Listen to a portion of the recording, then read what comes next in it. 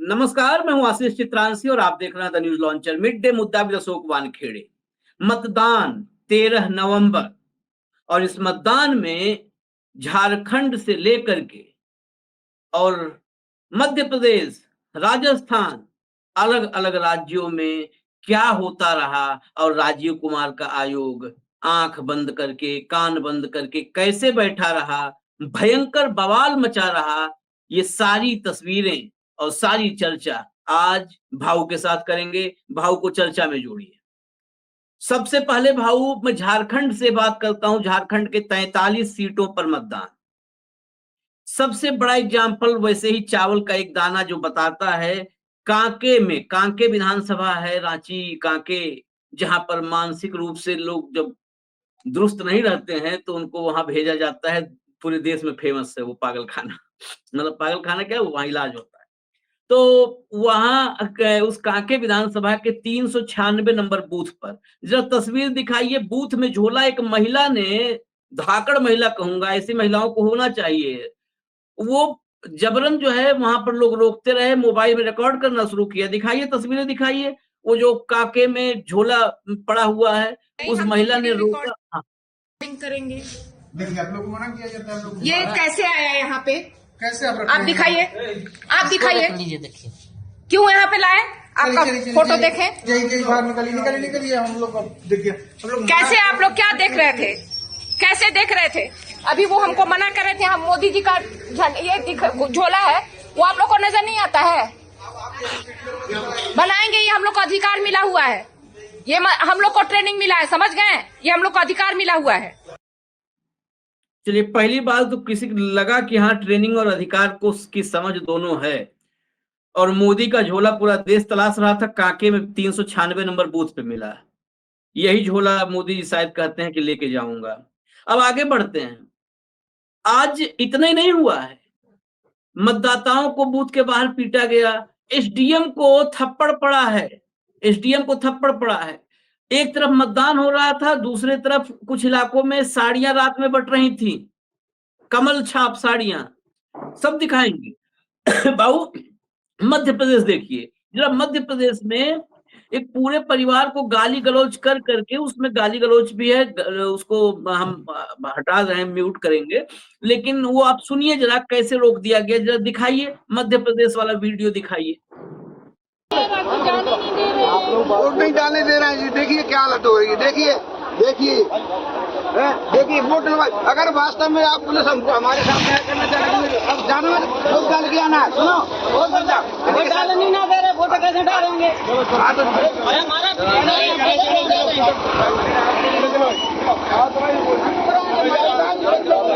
Vote नहीं डालने दिया हमको। अच्छा, आपका रंग क्या है? मेरे परिवार रंग का। तो आप कोई वोट नहीं डाल पाए अपना? नहीं, कोई वोट नहीं डाल पाया, हमको वापस कर दिया। आप वोट नहीं डालने दिया। ये पर्ची रखी है हमारे हाथों में, ये पर्ची वोट ही नहीं डाल दिया। ये देखो, एक भी वोट नहीं डालने दिया। तो ये वोट बेकारी हो गई। हाँ, हम लाइन में लगे थे, लेकिन हमको देखते ही भगा दिया। सब लोगों ने पापा को मारना शुरू किया, गाली देना बहुत गंदी गंदी। हमको भी ऐसी गाली दे के भगा दिया। मैं मेरी भाभी के साथ लाइन में लगी थी और मेरी चाची भी थी, पर सबको भगा दिया। मेरी लड़की ने बीटेक किया है, बहुत इंटेलिजेंट है और उसको भी वोट नहीं, सबको भगा दिया वोट। मेरा नाम श्रीपद साक्य है। मैं वहाँ वोट डालने गया अपने परिवार को लेकर के, तो मुझसे वो एक ही आदमी घनश्याम रावत, तो बंटी मास्टर और मथुरा मास्टर जी जा करके पकड़ के लोगों को ले जा रहे थे। वो अपने हाथ से वोट डाल रहे थे और मैंने कहा भैया ये क्या कर रहे हो? तो मेरे साथ बोले तेरी जी हिम्मत, तो ये हम नेतागिरी करवाते हैं। मेरे को पटक के मारा। मैं अकेला था, मैंने पुलिस वाले को पुकारा तो पुलिस वाला भागे। एक ही पुलिस वाला है वहाँ और पुलिस टोटल फेवर कर रही, टोटल। मेरी मोटरसाइकिल की चाबी निकाल ली पुलिस वालों ने। किस पोलिंग बूथ पर है? अंदूपुरा 1 से 4 नंबर, 1 से 4 नंबर पोलिंग बूथ है। आपने सुना। इसके अलावा अभी और भी वीडियोज मेरे पास है, लेकिन वीडियोज दिखाएंगे तो पूरा ये एपिसोड चर्चा की हो जाए, वीडियोज का हो जाएगा। राजस्थान में देवली उनियारी सीट है, उनियारा, देवली उनियारा सीट।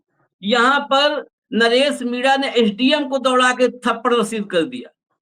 मतलब पूरा वो विजुअल है, थप्पड़ मारते हुए पकड़ के थप्पड़ जड़ा है एसडीएम को। ये सब भाजपा शासित राज्य हैं। झारखंड में इलेक्शन कमीशन में शिकायत हो रही है। यहाँ पर तो एक वीडियो सुनाई देते हैं आपको। ये जो है कांग्रेस की प्रत्याशी है, ये देखिए बता रही है क्या चल रहा है रात में गाँव में, क्या होता है वहां पर। सुनाइए जरा, वो तो सुनाई दीजिए कम से कम। भाजपा की हताशा अब साफ नजर आ रही है। महगामा में कई घटनाएं कांग्रेस के झंडा को उतारने को लेकर के ग्रामीणों ने बताया है कि रात के अंधेरे में गाड़ियां चल रही हैं और कांग्रेस के झंडों को हटा रही है। हद तो कल से हो गई है कि जब बस्तियों को चिन्हित करके भाजपा के निशान वाली साड़ियां सभी जगह बांटी जा रही हैं। भाजपा के लोगों को मैं बताना चाहती हूँ कि आपके हर छल प्रपंच के लिए हम लोगों ने तैयारी करके रखी है। इलेक्शन कमीशन को शिकायत भी होगी और ग्रामीण भी आप लोगों पर नजर बहुत कड़ी रखे हुए हैं। धन्यवाद। ये दीपिका पांडे सिंह थी, ये कांग्रेस की विधायक भी रही हैं, प्रत्याशी हैं, धाकड़ महिला हैं, ये महगामा से प्रत्याशी। इनके यहाँ फूल छाप साड़ियां बट रही हैं और बाकी जगह पर ईडी छापा मार रही है, पूरा फ्लो बंद कर दो कि बिस्कुट और चाय का भी पैसा न रह जाए। भाऊ, ये चुनाव आज 13 तारीख का, अमूमन इसको शांतिपूर्ण कहेंगे। चुनाव में हमारी निगाह रहती थी पहले सब की कहीं पर आपसी संघर्ष न हो, लेकिन अब आपसी संघर्ष नहीं है। अब ये चुनाव में जो दिखता है वो एक तरफ मतदाता होते हैं और एक तरफ सत्ताधारी दल और आयोग है। अब ये पूरा बदल गया सिनारियो। जमाने में होता था ना कि दलीय संघर्ष, अब कोई दलीय संघर्ष नहीं। एक तरफ सत्ताधारी दल और आयोग, एक तरफ इस देश की जनता और मतदाता। हारती जनता और मतदाता है, जीतती सत्ताधारी दल और आयोग। दलीय संघर्ष खत्म हो गया, अब मतदाताओं का संघर्ष शुरू हुआ है। मतदान का संघर्ष शुरू हुआ है। हाँ, निर्लज्जता का अमृतकाल है, शर्म आती नहीं। चुनाव आयोग करोड़ों अब्जों रुपए खर्चा करता है कि चुनाव में लोग आए वोट डालें, और एक परिवार को बुरी तरह से मारा जाता है क्योंकि लगता होगा उनको कि परिवार सत्ता पक्ष को वोट नहीं देगा। पुलिस मौन है, पुलिस गाड़ी को चाबी निकालती और चुनाव आयोग कहेगा, कुछ तो लोग कहेंगे, लोगों का काम है कहें। हाँ, वो कवि बन जाते हैं, गायक बन जाते हैं। मुशायरा में जिसकी जगह होनी चाहिए थी छिछोरे टाइप के शेर सुना के, उस आदमी को चुनाव आयोग में बिठा दिया है। ये देश का दुर्भाग्य है। और ये ढीठ इतने हो गए हैं कि अब ये खुले आम नंगाई पे उतर आए हैं। 2029 के लोकसभा चुनाव में तो शायद चुनाव होंगे या नहीं होंगे ये भी पता नहीं। चुनाव का दिन होगा, शाम को मशीनें लॉक होगी, बोलेंगे जिसको वोट डालना है डाल लो। ये मशीनें वोटिंग की थी, गिनने की मशीनें अलग है। सही बात है ये। और उसके बाद 5 साल बाद तो ये हो सकता है, यदि ऐसे ही राजीव कुमार जैसे लोग रहे तो फिर बोला जाएगा कि चुनाव की डेट आज हमने डिक्लेयर कर दी और 13 तारीख को हम उम्मीदवार डिक्लेयर कर देंगे जो जीते हुए हैं। कोई मतदान की जरूरत नहीं है। खुले मतलब सत्ता का दुरुपयोग इस लेवल तक, पैसे का दुरुपयोग इस लेवल तक। मैं महाराष्ट्र घूम रहा हूं आशीष, मैंने कभी इतना पैसे का, हर आदमी कहता है कि इतना पैसा कभी चुनाव में खर्चा नहीं हुआ होगा। अब जो रुपए चुनाव से बट रहे हैं, करोड़ों रुपए के व्यवहार हो रहे हैं,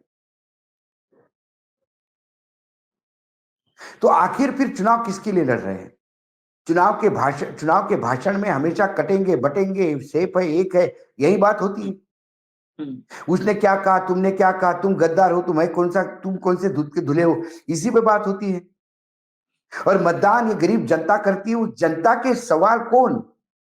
आज सरकार का आंकड़ा आया है, महंगाई पिछले कई महीनों से, 14 महीनों से महंगाई आज टॉप पे। कहीं मुद्दा नहीं। आप तो चॉपर, जितने भी चॉपर चेक हो रहे हैं, अब एक बार उद्धव ठाकरे ने क्या कह दिया कि मेरा ही चॉपर क्यों चेक हो गया, अब तो मुख्यमंत्री का भी चॉपर चेक हुआ या करवाया गया, दिखाने के लिए नौटंकी हुई। इनके चॉपरों में तो मैं देखता हूं कि इनके खाने की चीजें भी मिलती हैं, उसमें कोल्ड ड्रिंक का बिल्कुल एक डब्बा होता है जिसमें कोल्ड ड्रिंक भी रखे होते हैं। आप चुनाव भी लड़ो तो कोल्ड ड्रिंक के साथ लड़ो और जनता वोट दे जिनको पीने का पानी नहीं मिले।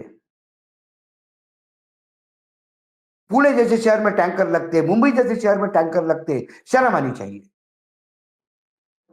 और वो परिवार, वो पढ़ी लिखी लड़की है, बीटेक है वो लड़की। उनको जब पिता को मारना शुरू कर दिया और ये गुंडे यदि चुनाव लड़वाएंगे और चुनाव चलवाएंगे तो फिर चाल चरित्र चेहरा कहां चला गया? राष्ट्रीय स्वयंसेवक के शाखाओं में से क्या गुंडे निकलने लगे हैं क्या? यदि भाजपा का उपवित्र संस्थान है तो वहां तो बहुत सारी चीजें सिखाई जाती है। क्या भाषा का स्तर हो गया है? इतना नीचा गिरा हुआ चुनाव कभी नहीं किया, क्योंकि आपको सत्ता में आना है और सत्ता में आने के लिए आप किस भी हद तक उतर सकते हो। झूठ पे झूठ परोसते हो। और आज ये 13 तारीख का वोटिंग तो ये तो ट्रेलर है गुरुजी।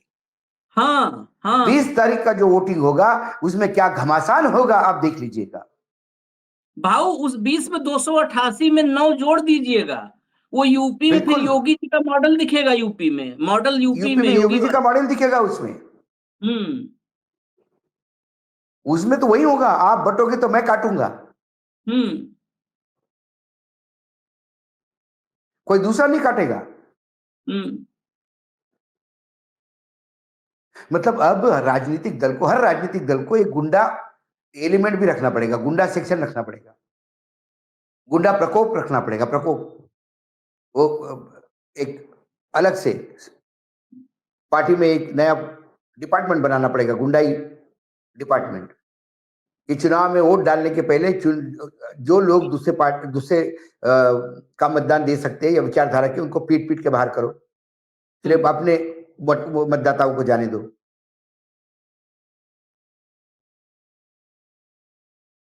और इलेक्शन जो कमीशन है, चुनाव आयोग चुप है, मौन है इसमें। और न्यायपालिका मौन होगी, चुनाव आयोग मौन होगा। राइट टू वोट है, संविधान ने हमें मतदान का अधिकार दिया है और हम मतदान इसलिए देते हैं कि हम चाहते हैं कि हमारा भविष्य आने वाले 5 साल में किसके हाथ में होगा। इस अधिकारों से वंचित किया जाता है हमको, तो फिर ये लोकतंत्र कहां हो गया? ये तो ठोक तंत्र हो गया, लठ तंत्र हो गया।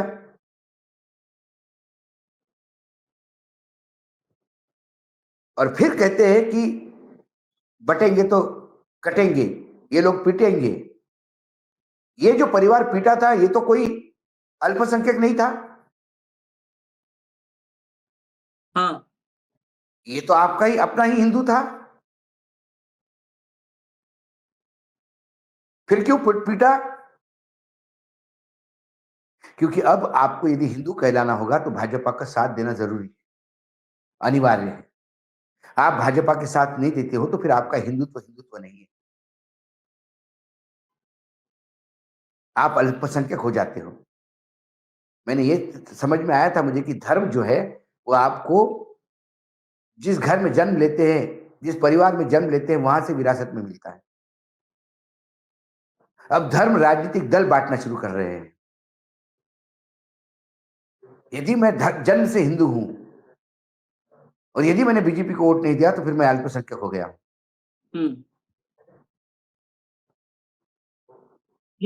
एक और इसी शो में एक और खुलासा कर देते हैं, खुलासा।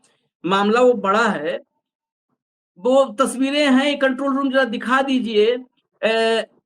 मैया सम्मान योजना जो हेमंत सोरेन ने शुरू की थी, कल उसकी लिस्टिंग हुई है। कल की तारीख 14 तारीख के लिए लिस्टिंग हुई है। उस योजना को बंद कर दिया जाए, उसको रोका जाए। उस योजना को रोकने के लिए कल ये मामला लगा है। हेमंत सोरेन ने ट्वीट किया, वो स्क्रीनशॉट भी कंट्रोल रूम के पास है, जो पिटीशन है। हेमंत सोरेन ने कहा है कि एक तरफ हमने मैया योजना के 4 किस्तें 57 लाख बहनों तक खातों में भेज दिए, वहीं भाजपा मैया सम्मान बंद करवाने हेतु एड़ी चोटी का जोर लगा रही है। अजीब बेशर्मी है। कल हाईकोर्ट में मैया सम्मान के खिलाफ किए गए केस नंबर PIL 5145/2024 सूचीबद्ध है और तानाशाह पूरी ताकत से इस योजना को बंद करवाने में जुटे हुए हैं।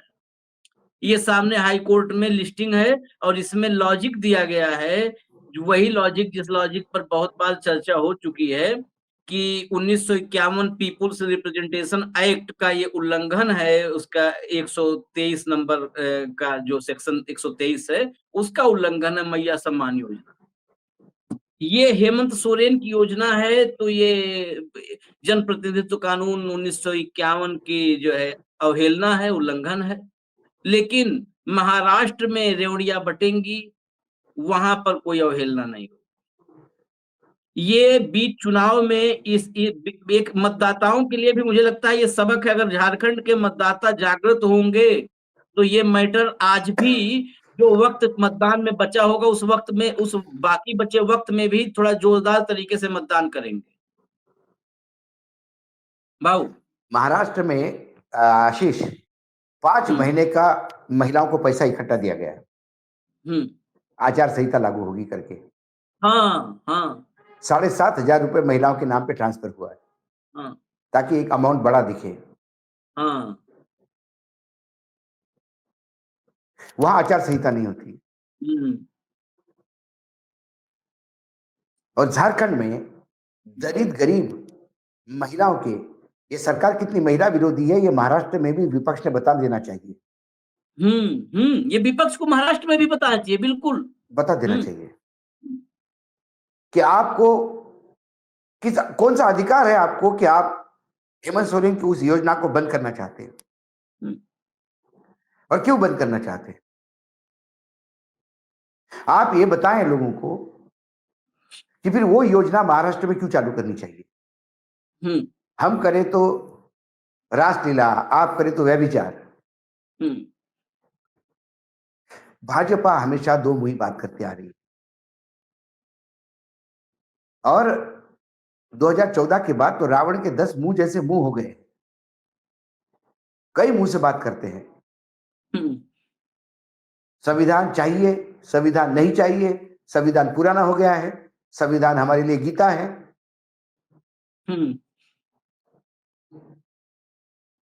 जातिगत जनगणना के खिलाफ हम नहीं हैं, जातिगत जनगणना नहीं होनी चाहिए, जातिगत जनगणना हो गई तो जाति बटेगी उसमें। हमने जातिगत जनगणना को कब मना किया है। हर बात पर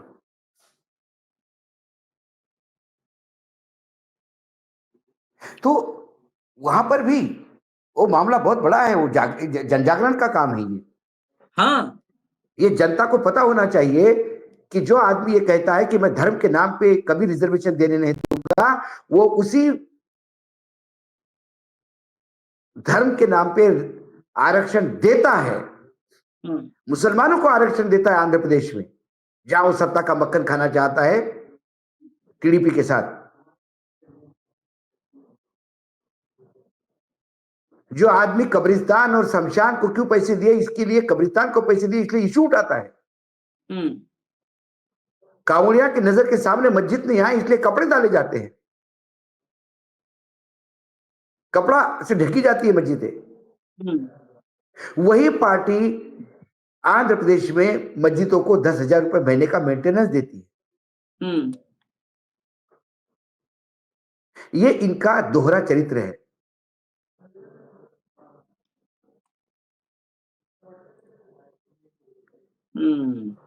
और कांवड़, ना इनका कोई कैरेक्टर है, ना इनका कोई बेस है।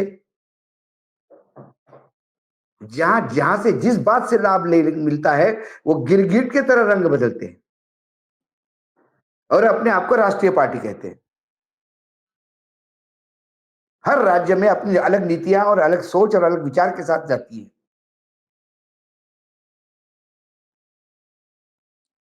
यूपी, राजस्थान, मध्य प्रदेश, दिल्ली, गाय कट गई तो मार डाला जाता है लोगों को। कई बार सिर्फ शक के बिना पे गोलियां चलती है। और गोवा और नॉर्थ ईस्ट में गाय खाई जाती है, वहां पे भी दोनों जगह बीजेपी की सरकार है। वहां गौ माता नहीं रहती, वहां खाद्य बन जाती है। बाकी राज्यों में माता बन जाती है। मतलब क्या, और जनता को मूर्ख समझते हैं। और जनता लगातार मूर्ख बनती है, ये प्रॉब्लम है। सबसे बड़ी ये जड़ पर आपने अब निशाना, आप देखिए जब आपने इसकी आज चर्चा की। मतदान का पहला फेज है इन 2 राज्यों के चुनाव में। हम्म आज रो रहे हैं, मैं आपको बता दूं आशीष, हरियाणा की जनता, हम्म हरियाणा का अचीवमेंट देखिए बीजेपी का कितना बड़ा है। हम्म पिछले 2 साल में एक तो हरियाणा का 70% बीपीएल चले। बीपीएल, बिलो पॉवर्टी लाइन है। हाँ, हरियाणा जैसे राज्य में 70% जनता गरीब है, हाँ, अति गरीब, और उस बीपीएल में 75 लाख पिछले 2 सालों में जुड़े हैं।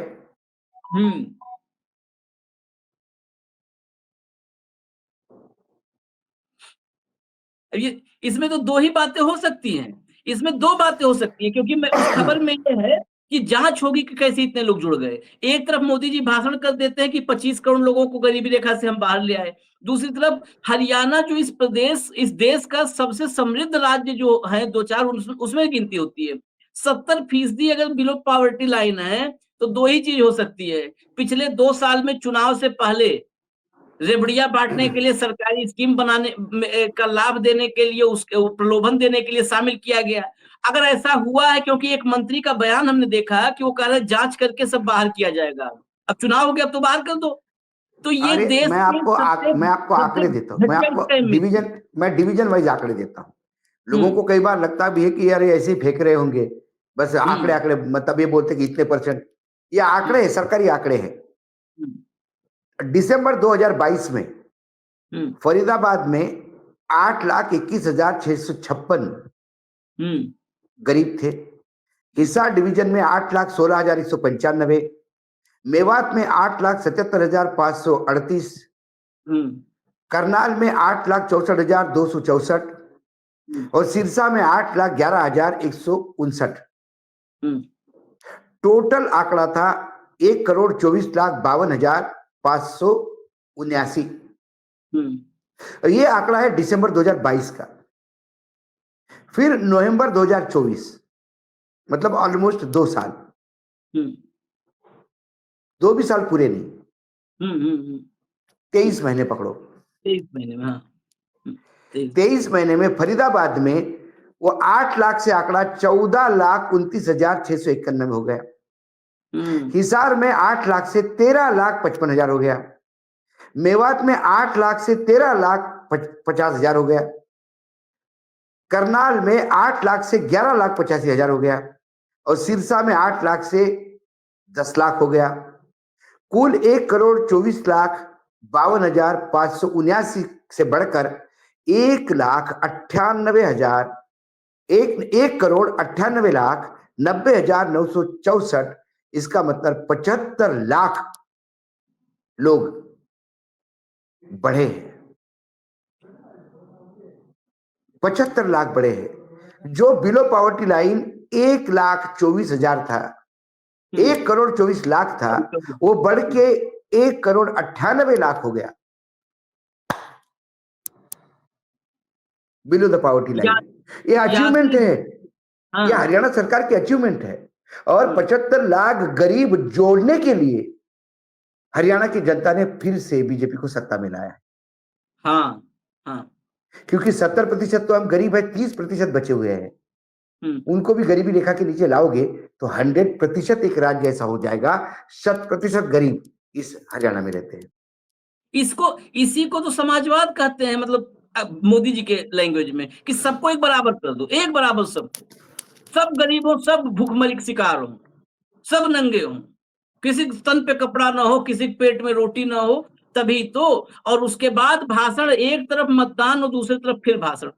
मैं कई बार नहीं समझ पाता कि इस देश में इतनी बेशर्मी के बावजूद इस देश की जनता पे अब तरस आती है, चाहे वो हमारा शो देखे ना देखे, फिर भी आप इस लेवल पे तो बोलना पड़ेगा। फिर बोल रहे हैं, एक तरफ मतदान हो रहा है, एक तरफ उनका भाषण चल रहा है। घुसपैठियों ने आपका रोजगार, आपकी रोटी छीन ली है। झारखंड में पीएम मोदी ने कहा कांग्रेस और जेएमएम जातियों को एक दूसरे के खिलाफ लड़ा रही हैं। हमने तो 5 साल में कभी ये मौका ही पाते नहीं देखा कि हेमंत सोरेन किसी को लड़ाएंगे। हेमंत सोरेन के खिलाफ पैसा लेकर के बंगाल में पकड़ाए ऑपरेशन। हेमंत सोरेन अपने विधायकों को बचाने के लिए छत्तीसगढ़ में हेमंत घूमते सोरेन रहे। को 24 घंटे आपने बिजी रखा। कभी हाँ, सरकार के एमएलए भगा के, तो कभी पैसा रिश्वत दे के एमएलए खरीदने की बात, तो कभी झूठे आरोप लगा के उसको जेल में डालने की बात। हेमंत सोरेन सरकार बचाने में और अपने आप को बचाने में जेल से और ईडी से और पुलिस से पूरा समय निकालते रहे। जो समय बचा उसमें योजनाएं लॉन्च करते रहे। लड़ाते तो आप रहे हैं। कटेंगे तो बटेंगे तो कटेंगे, कौन कह रहा है? आप कह रहे हैं। गॉगल पहनने पे दलित कहां पीट रहा है? नदी का पानी भरने से दलित की बच्ची का बेटी कहां पीट रही है? कौन से देश प्रदेश में पीट रही है?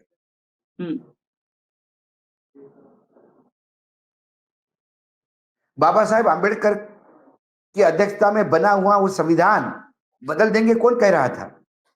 संविधान को आप अर्बन नक्सली कैसे कह सकते हैं?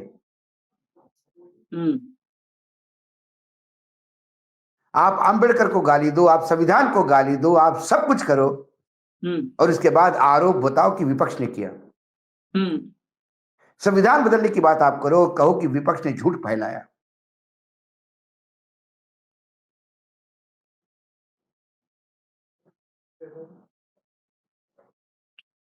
इसमें मैं इनके बयान में कैसे अभी राहुल गांधी के खिलाफ गए थे ये आयोग में कि एफआईआर करो, झूठ बोल रहे हैं। एक रिपोर्ट इसके पहले जब से घुसपैठिया का मुद्दा आया तभी से एक रिपोर्ट आई थी, और उस रिपोर्ट में बड़ा डिटेल्ड दिया हुआ था कि आदिवासियों की संख्या कितनी थी 10 साल पहले, 20 साल पहले और आज क्या है। ये बता रहे हैं संथाल में आदिवासियों की संख्या आधी रह गई। झारखंड के लोग मूर्ख हैं, उन्हें नहीं पता है कि आदिवासियों की संख्या कितनी है। अब उसके अलावा दूसरी बात, इस झूठ से और एक कदम आगे बढ़ते हैं। 10 साल बाद इनके पास घुसपैठ के अलावा, मैं आज सुबह से ट्विटर, क्योंकि मतदान चल रहा है, खबरों को देखने के लिए देख रहा था, तमाम जो भी बौद्धिक लोग हैं, इंटेलेक्चुअल हैं, एक्टिविस्ट हैं, वो मतदान के बाद अपनी उंगली दिखाते हुए बता रहे हैं, जो होता है लोगों को प्रोत्साहित करना, कि मैंने शिक्षा के लिए मतदान किया, मैंने विकसित झारखंड के लिए मैंने मतदान किया, मैंने अपने शहर के लिए, जिसने जमशेदपुर में किया, जमशेदपुर के विकास के लिए मतदान किया, मैंने अस्पताल के लिए मतदान किया, मैंने संविधान के लिए मतदान किया। और जितनी ये ब्रिगेड है, मोदी ब्रिगेड, ये उंगली डाली है तो घुसपैठियों को रोकने के लिए मतदान किया है इन्होंने सनातन के लिए मतदान किया है। ये मतदान ही जब उसी पर्पज से कर रहे हैं। एक मैं इंटरव्यू भी आज सुना, इंग्लिश में इंटरव्यू है, कल्पना सोरेन बहुत लोग जानते होंगे। अगर वो महिला आ गई राष्ट्रीय राजनीति में, दिल्ली तक पहुंच गई, तो पानी पिलाएगी आगे, ये तय है, क्योंकि पूत के लक्षण पालने में नजर आते हैं। उस महिला की झलक जो राजनीति में दस्तक के साथ मिली है, मोदी से लेकर सबसे बड़ी कैंपेनर साबित हुई है, सबसे बड़ी कैंपेनर साबित हुई झारखंड में। अब नतीजे क्या आते हैं, वो तो नतीजों पर तो आज की तारीख में हम लोग विश्लेषण ही नहीं करते, नतीजे तो राजीव कुमार बताएंगे क्या आएंगे। तो उस इंग्लिश इंटरव्यू में बड़ा फ्लुएंट जवाब दिया इसी घुसपैठ पर। कहा शायद इन लोग के जानकारी की अभाव है, और ये बात आपने कहा था कल या परसों के एपिसोड में, कहा झारखंड की कोई भी सीमा बांग्लादेश से नहीं लगती है, लगती ही नहीं है।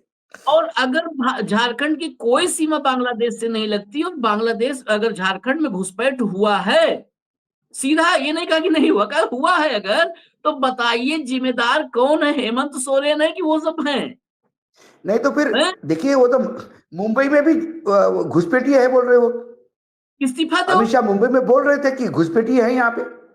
हाँ, मुंबई में भी घुसपैठी है, गुजरात में घुसपैठी नहीं है, मध्य प्रदेश में घुसपैठिया नहीं है, राजस्थान में घुसपैठिया नहीं है। जहां इनकी सरकार है वहां घुसपैठिया नहीं है, जहां विपक्ष की सरकार है वहां घुसपैठिया है। अरे ये खुद गुजरात के घुसपैठिया हो गए महाराष्ट्र में, जो महाराष्ट्र के उद्योगों पे डकैती डाल डाल के ले गए। राजनीति में खासकर भाजपा, पूरा भाजपा मुक्त होना चाहता है गुजराती अतिक्रमण से, गुजरात की घुसपैठ से। हर राज्य में ठेके गुजरातियों को देने जरूरी है, हर काम गुजराती उद्योगपति को मिलना जरूरी है। व्यक्तिगत जीवन में गुजरात घुस गया है।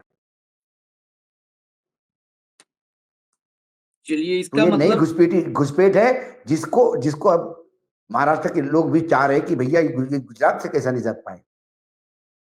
चलिए इसका मतलब चलते चलते इस चर्चा में चुनाव जैसा हो रहा है। इस चुनाव में एक अच्छी बात है कि ये चुनाव मतदाता बनाम आयोग और सत्ताधारी दल दिख रहा है। इसमें आपसी कोई तनाव नहीं है। लेकिन चलते चलते जो घुसपैठ की बात भाव ने कही, मोदी जी इसका मतलब दो बातें सही बोले हैं, एक ही नहीं। पहली तो रेलवे ट्रेन में बोगी कब्जा, वो सीट कब्जाने का तरीका, लोगों को बेवकूफ बना करके सीट कब्जाते थे। दूसरा घुसपैठ वाला, क्योंकि भाव ने उसको डिकोड कर दिया। दरअसल वो जब कहते हैं कि घुसपैठियों से सावधान रहो, तो अपने ही बारे में कहते हैं कि गुजरात के घुसपैठियों से सावधान रहो, क्योंकि बाद में कभी आएगा तो कहेंगे ना, हमने तो कहा था सावधान रहो, नहीं रहे तुम लोग सावधान, तुम्हारी दशा अपनी दशा तुम जानो, हम तो कहे थे सावधान रहो। जैसे आज अभिषेक, एक सुनील पाल जो कॉमेडियन है, उनका एक कोट, एक जो है चुटकुला उन्होंने बताया, वो बिल्कुल सटीक बैठता है। वो उनका जो है एक पात्र है, वो नूरा, वो चुनाव लड़ा, वो चुनाव लड़ा तो चुनाव में जीत गया। मतदान करो, लोगों से हाथ जोड़ के कहता रहा, जीत गया। उसके बाद जीत करके हवा में चला गया, छोड़ दिया सबको। लोगों ने पूछा हाथ जोड़ के कि भैया आपको विधायक बना, तो उसने कहा कि क्यों बनाया, हम तो कह रहे थे मतदान, यानी मतदान मतलब दान मत करो अपना वोट मुझे, मतदान। अब आपने कर दिया दान, तो अब आपकी हेडक है, मैं क्या, मैं तो जैसा जीना है मैं जीऊंगा। तो वैसे ही घुसपैठियों से सावधान, नूरा तो घुसपैठियों से सावधान। अब सावधान आपको रहना है। अब आप चिन्हित करो कि घुसपैठिया है कौन। ये चिन्हित करने का काम मतदाताओं का है कि है कौन असली घुसपैठिया। नहीं तो बाद में कभी ईमानदारी से कोई किताब लिखनी होगी तो उसमें हो सकता है लिखा जाए, मैं तो कह रहा था घुसपैठियों सावधान रहो, इस देश के लोग नहीं सावधान रहे तो उसमें हमारा क्या कसूर है। खैर, इजाजत दीजिए, आप लोग तय कीजिए कि घुसपैठिया कौन है, कौन इस विकास की यात्रा को, भारत के विकास की यात्रा को अवरुद्ध कर रहा है, कौन सरकारी नौकरियां खा रहा है। इसको जब सोचिएगा तो आप प्रयागराज, 3 दिन से प्रयागराज जैसी कंडीशन में है, उस पर एक निगाह डाल लीजिएगा। जब बार बार भाषणों में आता है घुसपैठिया आपकी नौकरी खा गए, क्या यूपी जो है, यूपी पीएससी का जो उत्तर प्रदेश लोक सेवा आयोग है, क्या उसका चेयरमैन घुसपैठिया है? वहां पे जो 10,000 छात्र हैं वो कह रहे हैं कि चेयरमैन नौकरी खाया। तो क्या अब मोदी जी कहते हैं घुसपैठिया नौकरी खाया?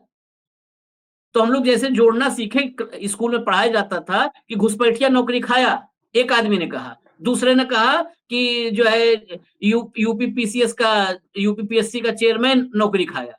तो घुसपैठिया नौकरी खाया, चेयरमैन नौकरी खाया, इसका मतलब घुसपैठिया इक्वल टू चेयरमैन। तो क्या यूपीपीएससी का चेयरमैन घुसपैठिया बिठा रखा है?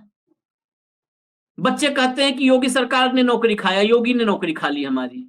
मोदी कहते हैं आपकी नौकरी घुसपैठिए खा गए। हुई घुसपैठिया, घुसपैठिया इक्वल टू योगी। नहीं तो योगी तो अभी बीजेपी में वैसे ही घुसपैठिए है ना। वो तो संघ में भी है, वो तो संघ में भी है। तो हिंदू महासभा वाले योगी अब संघ में भी है। तो खैर, आपका ये विवेक है, आपको सोचना भी चाहता है। मुझे इजाजत दीजिए, भाऊ को हम फिर लेकर के आएंगे कल दोपहर मिड डे मुद्दा विद अशोक वानखेड़े में। धन्यवाद भाऊ, नमस्कार। नमस्कार।